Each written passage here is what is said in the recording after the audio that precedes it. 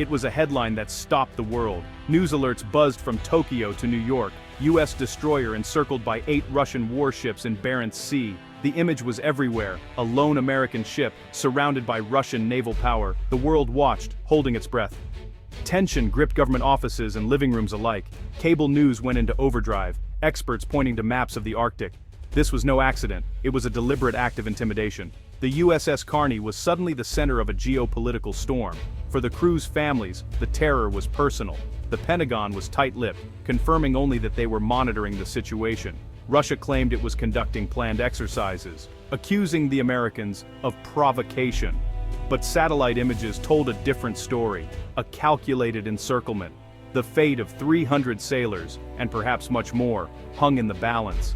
The Barents Sea, once remote and cold, was now the world's most dangerous flashpoint, and the Carney sailed on. The Barents Sea is a cold, unforgiving place. On January 14, 2026, the USS Carney cut through gray waves on a routine patrol. The mission: assert international law, keep vital sea lanes open. The crew moved with focused professionalism, accustomed to the Arctic's harshness. The ship's Aegis system scanned the sea and sky, a silent guardian in a lonely expanse. Russia's claims go beyond international law. The Carney's presence was a quiet rebuttal. The Carney's mission was simple, but vital. Show the flag, uphold the rules, and remind the world these waters belong to all. The mission was routine, until it wasn't. In the Barents, routine could turn to crisis in a heartbeat. The Carney pressed on, unaware of the storm about to break.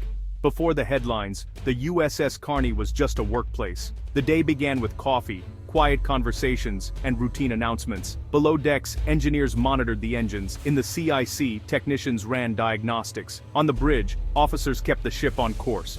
The mood was calm, focused, just another day at sea. Junior sailors learned from seniors, standing watch and scanning the horizon. Every task, from the galley to the radar, mattered.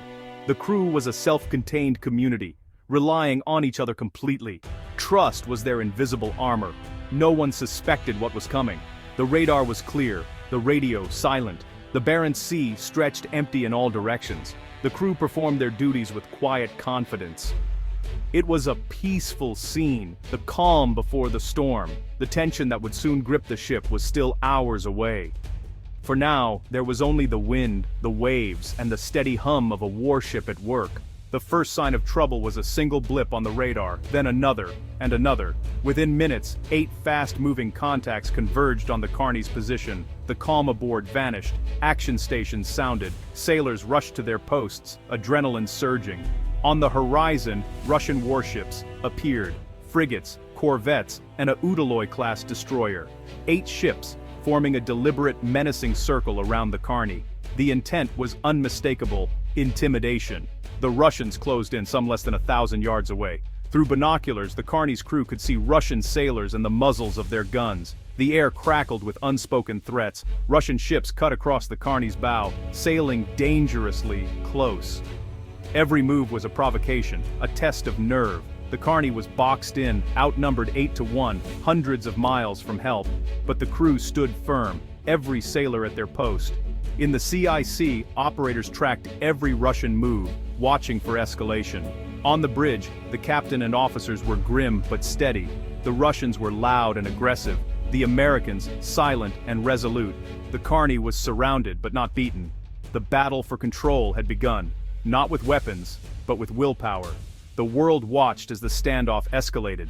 The Carney's discipline would be tested like never before.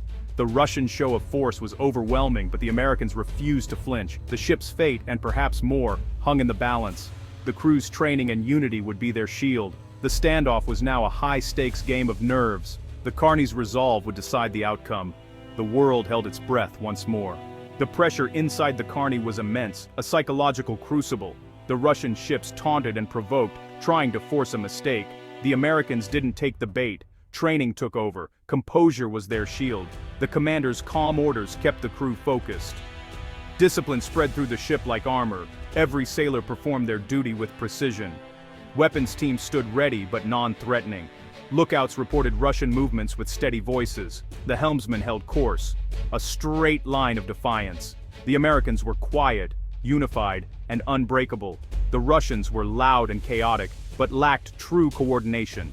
The Carney's strength was in its discipline, not its firepower. The crew's professionalism sent a clear message: we will not be intimidated.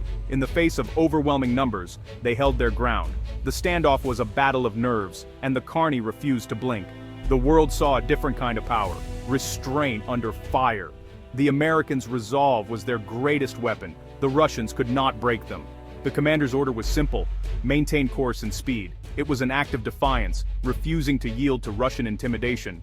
The Carney was in international waters with every right to be there. To change course would be to concede. So the Carney pushed forward, a rock in a raging stream.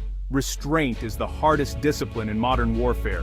The crew knew the first to fire would lose the moral high ground. The goal was not to win a battle, but to prevent one. The psychological toll was enormous. Hours of tension, Russian ships charging and veering away. But the Americans held the line, drawing strength from each other. True strength is about control of ship, emotions, and situation. The Russians expected fear or aggression. They got neither. The Carney refused to play their game. The Americans' steadiness began to frustrate the Russians. Their plan was not working. The psychological pressure shifted back onto the aggressors. The Carney's restraint was its greatest weapon. The Russians grew more agitated as their intimidation failed. The Americans' resolve was unshakable. The standoff was turning. As the standoff dragged on, the Carney's commander made a pivotal move. He ordered the launch of the MH-60R Seahawk helicopter. The Seahawk soared into the Arctic sky, giving the Carney an eye in the sky. From above, the crew could see the entire Russian formation. Real-time intelligence streamed back to the CIC. The fog of war lifted for the Americans. The Russians now knew they were being watched, every move recorded. The psychological pressure mounted, their anonymity was gone. The Seahawk wasn't a weapon, but it was a tool of accountability. The Americans saw a critical weakness. The Russian ships weren't coordinating well. Some captains were aggressive, others hesitant. The menacing circle was actually a disjointed, poorly managed formation. The Carney's commander now had the key to unraveling their strategy. The eye in the sky gave the Americans the advantage. The balance of power shifted. The Russians felt the pressure.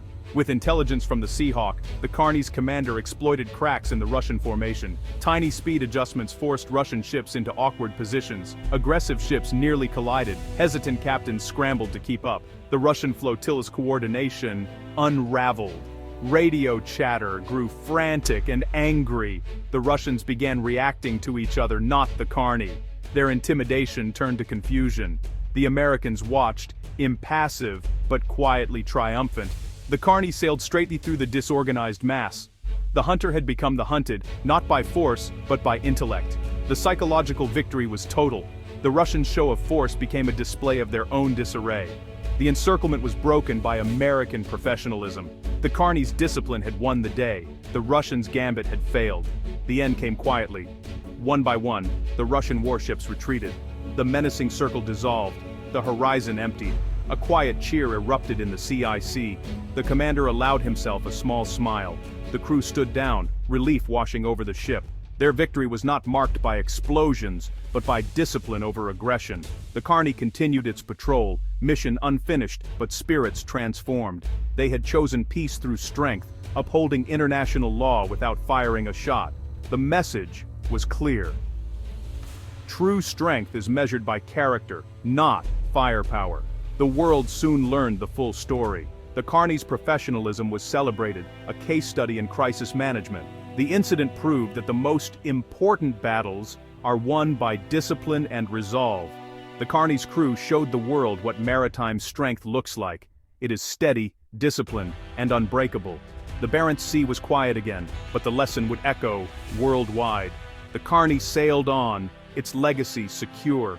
The world exhaled, and the crew looked to the horizon, ready for whatever came next.